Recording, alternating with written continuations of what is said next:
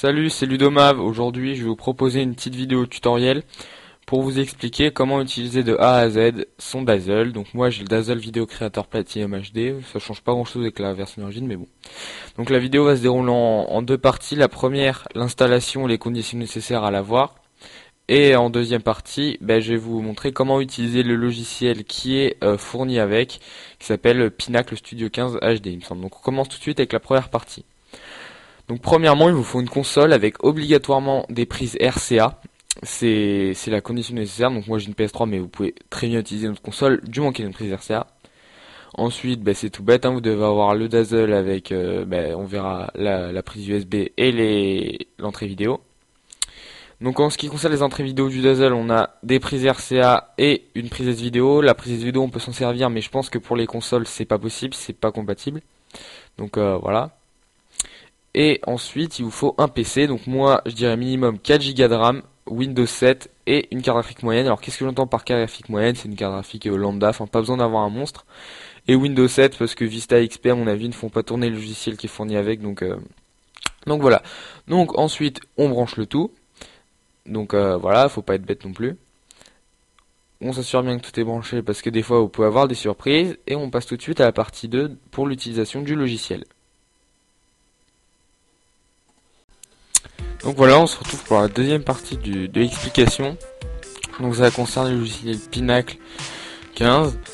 Donc là c'est les images de départ, donc il n'y a pas trop d'intérêt. Mais donc si vous voulez enregistrer avec votre Dazzle, il va falloir aller dans importer juste là. Donc voilà, donc alors attendez, je regarde. Oui non, c'est bon. Donc ici c'est l'écran, donc là voilà, il faut aller dans importer. Donc là ça va charger un peu, donc je vais vous laisser et je reviens dès que c'est fait. Donc voilà, ça y est, c'est importé. Donc là j'avais chargé juste MW3 dans ma PS3, donc on est tombé sur une partie. Donc là si je vous conseille, c'est d'aller en 16 neuvième.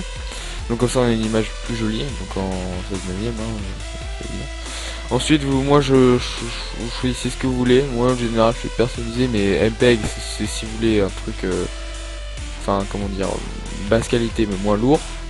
Donc voilà, donc ensuite vous pouvez charger pour la taille de l'image, le nombre de mégabits, tout ça. C'est ultra paramétrable, c'est ça qui est cool. Donc moi je préfère personnaliser, mais vous faites ce que vous voulez, hein. Vous êtes libre de vos choix.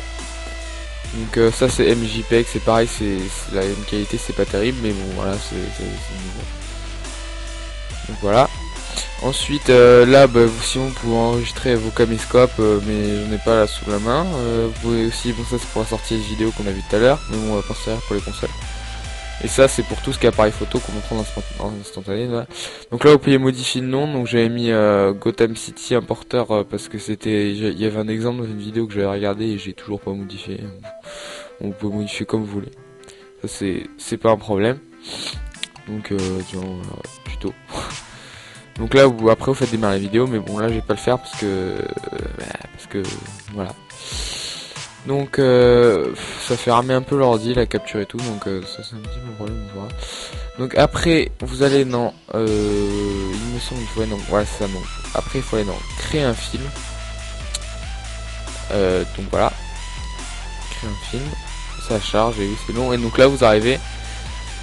Donc vous avez plusieurs choses comme la taille sur votre disque dur, tout ça. Donc là vous pouvez choisir le format vidéo avec lequel vous voulez enregistrer votre vidéo, donc AVI, MPEG1, MPEG2, MPEG4, MPEG-T. Voilà, vous avez plein de trucs, donc ce qui est cool c'est qu'on a beaucoup de choix, voilà.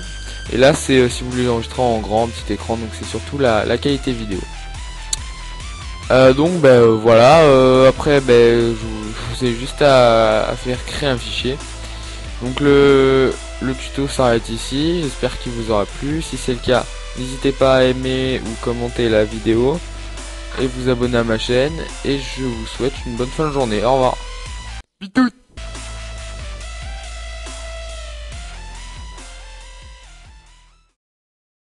Bisous.